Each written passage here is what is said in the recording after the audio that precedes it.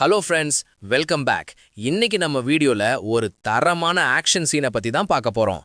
நம்ம சா சூ மின் மற்றும் கேங் மின் ஜேக்கு இடையில நடக்க போற அந்த பயங்கரமான மோதலை பார்க்கலாம் வாங்க. சீன் ஆரம்பத்துல கேங் மின்ஜே நம்ம சா சுமினை பார்த்து ரொம்ப கேவலமா நம்ம ரெண்டு பேரும் சேர்ந்து ஜாலியா இருக்கலாமா அப்படின்னு கேக்குறான். இத கேட்டதும் நம்ம சுமின் செம்ம கடுப்பாகிறா. வாயில இருந்த எரியிற சிகரெட்டை அப்படியே அவன் முகத்துல தூக்கி எரிஞ்சிட்டு ஆக்ஷனுக்கு ரெடி ஆகிற விதமா தன்னோட ஜாக்கெட்டை கழட்டி விடிச்சுறா. சுமின் தன்னோட மைண்ட் வாய்ஸ்ல என்ன நினைக்கிறான்னா, இந்த கேங் மின்ஜே மட்டும் இங்க இல்லைன்னா மத்த எல்லா அடியாட்களையும் நான் ஒத்தையாவே முடிச்சிருப்பேன் அப்படின்னு நினைக்கிறா. அதுல இருந்தே தெரியுது கேங் மின்ஜே எவ்வளோ பவர்ஃபுல்லான ஆளுன்னு. உடனே அந்த கேங் மின்ஜே சிரிச்சுக்கிட்டே தான் அடியாட்களை பார்த்து, போய் உங்க அண்ணியை நல்லா கவனிச்சுக்கோங்க அப்படின்னு நக்கலா சொல்றான். அந்த ரவுடி பசங்களும் சுமினை சுத்தி வளைச்சிக்கிட்டு, அண்ணி எங்களை வன்முறையில இறங்க வைக்காதீங்க, உங்க ஷாம்பு ஸ்மெல் ரொம்ப சூப்பரா இருக்கு அப்படின்னு ரொம்ப அருவருப்பா பேசுறாங்க. ஆனா நம்ம சுமின் சும்மா இருப்பாளா, சென்ட்ரி கொடுக்க ஆரம்பிக்கிறா. முதல்ல ஒருத்தனோட வயத்துல முழங்கையால பலமா ஒரு குத்து. அவன் நிலகுலையிற நேரத்துல இன்னொருத்தன் தாக்க வர்றான். அவனை தடுத்துட்டு பக்கத்துல இருந்த காரோட விண்ட்ஷீல்ட வெறும் கையாலேயே அடிச்சு நொறுக்குறா. அந்த சிதர்ன கண்ணாடி துண்டுகள் அடியாட்கள் மேல பட்டு அவங்கள நிலை தடுமாற வைக்குது. அந்த கேப்ல மின்னல் வேகத்துல கேங் மின்ஜேவை தாக்க பாயிரா சுமின். அவன் அதை தடுத்தாலும் சுமின் வீசின ஒரு கூர்மையான கண்ணாடி துண்டு அவன் கண்ணத்தை கிழிச்சு ரத்தத்தை வரவழைக்குது. தன்னோட முகத்துல ரத்தம் வந்ததும் கேங் மின்ஜே செம்ம ஆத்திரமடைறான். கவுண்டர் அட்டாக்கா சுமினோட வயித்துல ஓங்கி ஒரு குத்து விடுறான். அந்த அடியை தாங்க முடியாம சுமின் கீழே விழுந்துடுறா. அப்போ கேங் மின்ஜே ரொம்ப ஏளனமா, நான் உன்கிட்ட முதல்லயே சொன்னேன் எனக்கு ஒரு பொண்ணு மேல கை வைக்க விருப்பம் இல்லைன்னு, என் பேச்ச கேட்டிருக்கலாம் அப்படின்னு மிரட்டுறான். ஆனா அவனுக்கு தெரியாது, சுமின் ஒரு சாதாரண பெண் இல்ல, அவ ஒரு பெரிய ஆர்கனைசேஷனோட தலைவி, குவீன் பின் அப்படின்னு. சா சுமின் அடிபட்டு தரையில விழுந்து கிடக்கிறா. அந்த கேங் மின்ஜே அவளை திரும்பவும் அடிக்க கைய ஓங்குற அதே நேரத்துல பூம், திடீர்னு எங்கிருந்தோ ஒரு அடியாள் காத்துல பறந்து வந்து தரையில பொத்துன்னு விழுறான். அங்கதான் நம்ம கதையோட ஹீரோ கிம் ஷின் மற்றும் ஜின்டே ரெண்டு பேரும் செம்ம மாசா என்ட்ரி கொடுக்கறாங்க.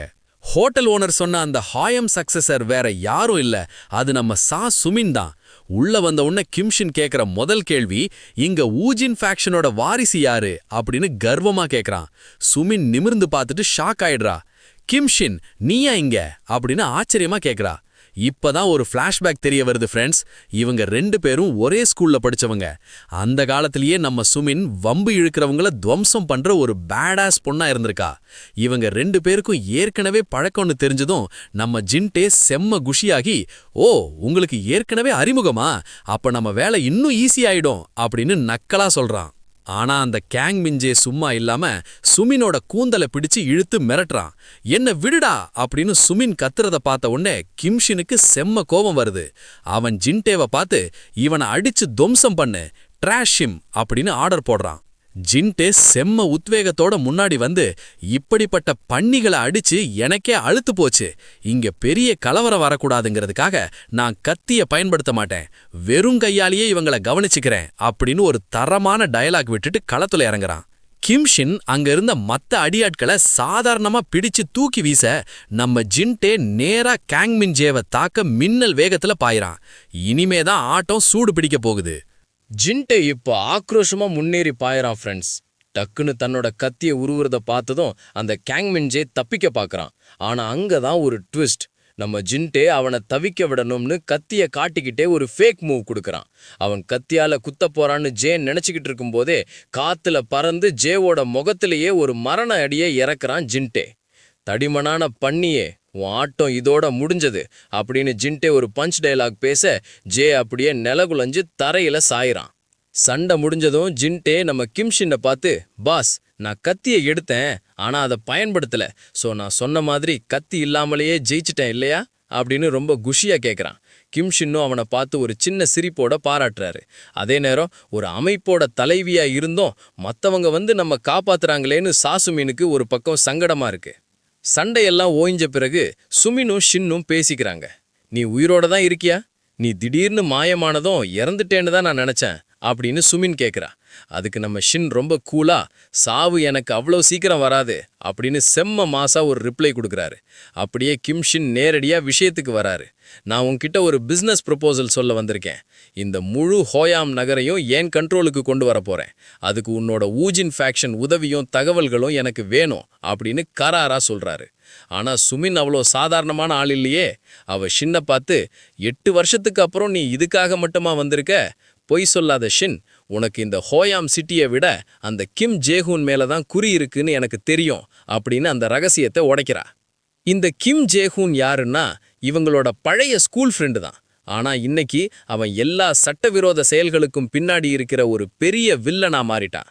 கிம் ஷின் எதையும் வெளியே காட்டிக்காம, எனக்கு ஹோயாம் மற்றும் டிஎஸ் செக்யூரிட்டி பத்தின முழு விவரங்கள் வேணும், கூடவே எனக்கு ஹெல்ப் பண்ண சில திறமையான ஆட்களும் வேணும்னு சொல்லிட்டு கிம் ஷின் பணம் தர்றதா சொன்னதோ நம்ம சாசுமின் ஒரு கண்டிஷனோட சம்மதிக்கிறா. இது ஒன்றும் பேட் டீல் இல்ல, ஆனா என் ஜங்க்யார்டை பாதுகாக்கிறது உன் பொறுப்பு. அந்த ரவுடிங்க எப்போ வேணும்னாலும் திரும்ப வரலாம் அப்படின்னு சொல்றா. அவங்களுக்கு தங்கறதுக்கு ஒரு ரூமையும் காட்டுறா. ஆனா நம்ம கிம் ஷின் மனசுக்குள்ள ஒரு சந்தேகம் ஓடுது ஃப்ரெண்ட்ஸ். சுமின் ஏன் இவ்வளவு சீக்கிரம் ஒத்துக்கிட்டா? ஒருவேளை நம்மள உளவு பார்க்க நினைக்கிறாளா, இல்ல வேற ஏதாச்சும் பிளான் இருக்கா அப்படின்னு யோசிக்கிறாரு. ஏன்னா ஆரம்பத்திலிருந்தே சுமின் ஒரு மிஸ்டீரியஸான பொண்ணாதான் ஷின்னுக்கு தெரிஞ்சிருக்கா. இப்போ சீன் அப்படியே வில்லன்களோட மெயின் பேஸுக்கு மாறுது. அங்க நம்ம ஜின்டே கிட்ட அடி வாங்கின அந்த காங்மின் ஜே தன்னோட பாஸ் கிட்ட போய் எல்லாத்தையும் சொல்றான். எங்களை தாக்குனது சுமினோட ஆளுங்க கிடையாது பாஸ், அவங்க புது ஆளுங்க, இதுக்கு முன்னாடி நான் அவங்கள பார்த்ததே இல்ல அப்படின்னு உண்மையை கக்குறான். அப்போதான் என்ட்ரி ஆகுறான் அந்த கொடூரமான வில்லன் டிஎஸ் செக்யூரிட்டியோட தலைவன் யூன் தியோக்சு. இவன் செம்ம டேஞ்சரான ஆளு ஃப்ரெண்ட்ஸ்.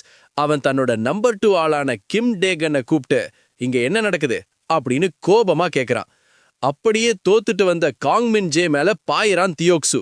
என் பேரை நீ கெடுத்துட்டடா அப்படின்னு கத்திக்கிட்டே அங்கிருந்த ஒரு பெரிய மரப்பலகையை எடுத்து ஜேவோட தலையிலேயே ஓங்கி ஓங்கி அடிக்கிறான்.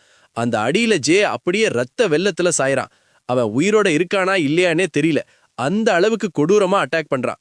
கடைசியா தியோக்சு தன்னோட நம்பர் 2 ஆளான கிம் டேகன் கிட்ட சொல்றான், டேகன், இனி இது ஓம் பொறுப்பு, அந்த ஊஜின் ஃபேக்ஷன் ஆட்களை இப்போதே கவனி அப்படின்னு ஆர்டர் போடுறான். இப்போதைக்கு ஹைரார்கி என்னன்னா, நம்பர் 1 யூன் தியோக்சு த பாஸ், நம்பர் 2 கிம் டேகன் த ரூத்லெஸ், நம்பர் 3 அடி வாங்கின அந்த காங் மின் ஜே. அதிகாலை நேரம் ஃப்ரெண்ட்ஸ். ஜங்க்யார்ட் முழுசும் பனிமூட்டமா இருக்கு. ஜின்டேவும் சுமினும் நல்ல தூக்கத்துல இருக்காங்க. ஆனா நம்ம ஹீரோ கிம் ஷின் கண்ணுல மட்டும் தூக்கமே இல்ல. அந்த பனிமூட்டத்துல தனியா நின்னு ஏதோ யோசிச்சுட்டு இருக்காரு. அவர் மனசுக்குள்ள ஓடுற ஒரே ஒரு எண்ணம் இதுதான். 8 வருஷம் ஓடிடுச்சு. அன்னைக்கு என் அப்பாவோட உயிரை பறிச்ச அந்த பாவிய என் கத்தி இப்போ நெருங்குறதுக்கு தகுதியோட இருக்கா அப்படின்னு தன்னோட பழைய பகையை நினைச்சு பாக்குறாரு. உடனே ஷின் ஒரு வினோதமான பயிற்சியை ஆரம்பிக்கிறாரு. இதுக்கு பேர் தான் ஷேடோ ட்ரைனிங். அதாவது எதிரி நேர்ல இல்லாட்டினாலும் அவன் முன்னாடி நிக்கிறதா கற்பனை செஞ்சுக்கிட்டு சண்டையிடுறது. ஷின் கற்பனை பண்ற அந்த எதிரி வேற யாரும் இல்ல ஃப்ரெண்ட்ஸ், அவரோட அப்பாவை கொன்ன அந்த மெயின் வில்லன் தான். அந்த பயங்கரமான கற்பனை போர்ல ஷின்னோட தோள்பட்டையில ஒரு காயம் ஏற்படுது. பதிலுக்கு ஷின்னும் அந்த எதிரியோட தோலை கிழிச்சு ஒரு மரண அடி கொடுக்கறாரு. அப்படியே அந்த பயிற்சியில மூழ்கி இருக்கும்போது யாரோ ஒருத்தன் தன்னை வாட்ச் பண்றத ஷின் உணர்றாரு. சட்டுன்னு திரும்பி பார்க்கறாரு. அங்க நிக்கிறது வேற யாரும் இல்ல ஃப்ரெண்ட்ஸ், டிஎஸ் செக்யூரிட்டியோட 2வது முக்கிய தளபதியான கிம் டே கன். அவன் ரொம்ப அசால்ட்டா சிகரெட்டை பிடிச்சுக்கிட்டே, உனக்கு நல்லா சண்டை போட தெரியுது, இதனால தான் அந்த காங் மின்ஜே உங்ககிட்ட தோத்து போயிருக்கான் போல அப்படின்னு நக்கலா சொல்றான். ஷின் அவனை அடையாளம் கண்டுட்டு, நீ மட்டும் தனியா வந்திருக்கியா அப்படின்னு கேட்கிறாரு. அதுக்கு அந்த டேகன் ஒரு ஃபைனல் வார்னிங் கொடுக்குறான். டேகன் சொல்றான், நான் என் ஆட்களோட வந்திருந்தா இங்க பெரிய அழிவே நடந்திருக்கும். இங்க இருக்கிற மக்கள் கிட்ட சொல்லிடு, அவங்க உயிரோட இருக்கணும்னா சூரியன் மறையறதுக்குள்ள இந்த ஜங்க்யார்டை விட்டு ஓடிடணும் அப்படின்னு ஒரு மிரட்டலை விடுறான். கிம் ஷினோட திறமையை ஒரு நிமிஷம் பாராட்டிட்டு அங்கிருந்து அப்படியே கெத்தா நகர்ந்து போறான் டேகன். இதோட அர்த்தம் என்னன்னா, சூரியன் மறைஞ்சதுக்கு அப்புறம் ஒரு பெரிய ரத்த ஆறு ஓட போகுதுன்னு தெளிவா தெரியுது. ஆனா நம்ம ஹீரோ பயப்படுவாரா? சற்றும் பதறாம ஒரு தரமான பதிலடி கொடுக்கறாரு. உன்ன மாதிரி தங்களை மிகப்பெரிய ஆளா நினைச்சுக்கிற எத்தனையோ கேங்ஸ்டர்ஸை நான் பார்த்திருக்கேன். நீ உன்னை ரொம்ப பெரிய ஆளா நினைச்சா அது உன்னோட தப்பு. நீ நிஜமான கேங்ஸ்டர்னா அதற்கேத்த மாதிரி நடந்துக்கோ, இப்படி சும்மா வாயால பேசாத அப்படின்னு ஷின் சொல்ல, டேக்கன் ஒரு சின்ன புன்னகையோட, இன்ட்ரெஸ்டிங் தான் நீ, அப்புறம் பாப்போம் அப்படின்னு சொல்லிட்டு அங்கிருந்து கிளம்புறான். அவன் போனதுக்கு அப்புறம் ஷின் யோசிக்கிறாரு, இவன் தான் டிஎஸ் செக்யூரிட்டியோட நம்பர் 2. இதுக்கு முன்னாடி பார்த்த அந்த யோக் ஜூ மற்றும் காங் மின்ஜேவை விட இவன் டோட்டலா வேற மாதிரி இருக்கான். இவன் கிட்ட இருக்கிற அந்த அமைதியே இவனோட பலத்தை காட்டுது அப்படின்னு புரிஞ்சுக்கிறாரு. ஏன்னா நிஜமான சிங்கங்கள் கத்தாது, வேட்டையாடும்போது அமைதியா தான் வரும். காட்சி இப்போ ஒரு ரகசிய கூட்டத்துக்கு மாறுது ஃப்ரெண்ட்ஸ். அங்க பூஜின் ஃபேக்ஷன் அமைப்பை சேர்ந்த லீ சுல்மின், கிம் ஷின் மற்றும் ஜின்டேக்கு ஒரு முக்கியமான ஹிஸ்டரிய சொல்றான். ஆரம்பத்துல இது ஒரு சாதாரண சின்ன ரவுடி கும்பலா தான் இருந்தது. அப்போ இதோட பேரு ஓரியன்ட் ஃபேக்ஷன். ஆனா சரியா 2 வருஷத்துக்கு முன்னாடி இவங்களுக்கு எங்கிருந்தோ ஒரு மிகப்பெரிய பேக்கிங் பவர் கிடைச்சது. அதுக்கப்புறம் தான் இவங்க பேரை டிஎஸ் செக்யூரிட்டி அப்படின்னு மாத்தி இந்த ஹோயாம் நகரையே தங்களோட கண்ட்ரோலுக்கு கொண்டு வந்தாங்க. லீ சுல்மென் அந்த ரகசிய கதையை தொடர்றாரு. டிஎஸ் செக்யூரிட்டியோட தலைவன் யூன் தியாக்சு அவனோட பலத்துக்கு பேர் போனவன் தான், அதுல சந்தேகமே இல்ல. ஆனா கடந்த 2 வருஷத்துல இந்த அமைப்பு இவ்ளோ பெரிய வளர்ச்சி அடைஞ்சலுக்கு மெயின் ரீசன் நம்ம ஹசுன் கன்ஸ்ட்ரக்ஷன் ஓனர் கிம் ஜேஹூன் தான் அப்படின்னு அந்த பெரிய உண்மையை உடைக்கிறாரு. ஹோயாம் சிட்டியில இருக்கிற சின்ன சின்ன கேங் எல்லாம் இப்போ இந்த டிஎஸ் செக்யூரிட்டி கண்ட்ரோல்ல தான் இருக்கு. இவங்க சிட்டியோட ரீடெவலப்மெண்ட் ப்ராஜெக்ட்ஸ் முதல் ட்ரக்ஸ் கடத்துறது வரை எல்லா சட்டவிரோத செயல்களையும் ரொம்ப தைரியமா பண்றாங்க. இத கேட்டதும் நம்ம ஹீரோ கிம் ஷின் ஆச்சரியமா, என்னது அவங்க அவ்ளோ பகிரங்கமாவா ட்ரக்ஸ் விக்கிறாங்க அப்படின்னு கேக்குறாரு. அதுக்கு லீ சுல்மின் ஆமான்னு சொல்றாரு. ஏன்னா அவங்களுக்கு பின்னாடி பெரிய பெரிய அரசியல்வாதிகளோட சப்போர்ட், பொலிட்டிக்கல் இன்ஃப்ளூயன்ஸ் இருக்கு. அதனால சட்டப்படி அவங்களுக்கு எந்த சிக்கலும் வர்றதில்ல. வெளியே பார்க்க ஒரு செக்யூரிட்டி கம்பெனி மாதிரி தெரிஞ்சாலும் உள்ளுக்குள்ள அவங்க எல்லாரும் கொடூரமான கேங்ஸ்டர்ஸ். அப்போ அவங்க இருக்கிற ஒருத்தன் ரொம்ப பயந்து போய் அவங்க ரொம்ப ஆபத்தானவங்க, அவங்க கிட்ட இருக்கிற பணபலமும் ஆட்பலமும் நம்ம கிட்ட இல்லையே அப்படின்னு சொல்றான். இதை கேட்ட நம்ம கிம் ஷின் அவனை உற்று பார்த்து, நீ இப்படியே பயந்துகிட்டு யோசிச்சுக்கிட்டே இருந்தா உன் வாழ்க்கையில எதையுமே சாதிக்க முடியாது அப்படின்னு அவனுக்கு ஒரு தைரியத்தை கொடுக்கறாரு. இதோட இந்த சாப்டர் இங்க முடியுது ஃப்ரெண்ட்ஸ். இந்த வீடியோ உங்களுக்கு பிடிச்சிருந்தா மறக்காம லைக் பண்ணுங்க. அப்படியே அந்த சப்ஸ்கிரைப் பட்டனை தட்டி பெல் ஐகானையில் அழுத்திடுங்க. அப்போதான் அடுத்தடுத்த வீடியோக்களோட அப்டேட்ஸும் உங்களை தேடி வரும். அடுத்த வீடியோல உங்களை சந்திக்கிறேன். அது வரைக்கும் டாடா, பை பை.